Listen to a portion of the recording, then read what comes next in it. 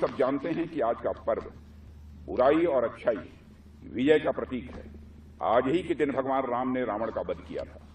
भगवान राम ने बुराई के प्रतीक रावण पर जब विजय हासिल की थी तो वह विजय राम ने सिर्फ अपने लिए हासिल नहीं की थी। राम ने वह लड़ाई पूरी मानवता के लिए लड़ी थी। वह विजय सिर्फ भगवान राम की विजय नहीं थी, बल्कि वह मानवता की विजय थी। मैं यहां मानवता की विजय की बात इसलिए कह रहा हूं क्योंकि रावण बहुत बड़ा विद्वान, धनवान और होने के बावजूद सामाजिक बुराइयों का वह अधर्म का प्रतीक था, वह असत्य का प्रतीक था। और भगवान राम उस बुराई, उस अधर्म और उस असत्य के विरुद्ध लड़ रहे थे। भगवान राम की रावण से कोई व्यक्तिगत दुश्मनी नहीं थी। भगवान राम ने किसी घृणा में आकर रावण से युद्ध नहीं किया, बल्कि उन्होंने रावण से युद्ध इसलिए किया क्योंकि रावण मानवीय मूल्यों के सर्वथा विरुद्ध था। भगवान राम की वही प्रेरणा मैं हमारे सैनिकों के भीतर देखता हूं। हमने आज तक किसी भी देश पर आक्रमण नहीं किया है, क्योंकि हमारे मन में किसी भी देश के लिए कभी भी कोई बैर का भाव नहीं रहा है। हमने तो किसी भी देश के साथ केवल तब युद्ध किया है जब उसने हमारी अखंडता और संप्रभुता का अपमान किया है, जब उसने धर्म, सत्य और मानवीय मूल्यों के खिलाफ जंग छेड़ी है।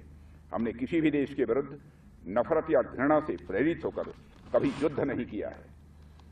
ये हम भारतवासियों के संस्कार हैं साथियों, जो हमें विरासत में मिले हैं। हम इस अनमोल विरासत को आगे भी बरकरार रखेंगे। यह संकल्प भी विजयादशमी के पावन पर्व पर हम सबको लेने की आवश्यकता है। पर कहीं अगर हमें हमारे हितों पर आंच दिखी तो मैं यहां यह भी स्पष्ट कर देना चाहता हूं कि हम कोई भी बड़ा कदम उठाने से पीछे नहीं हटेंगे।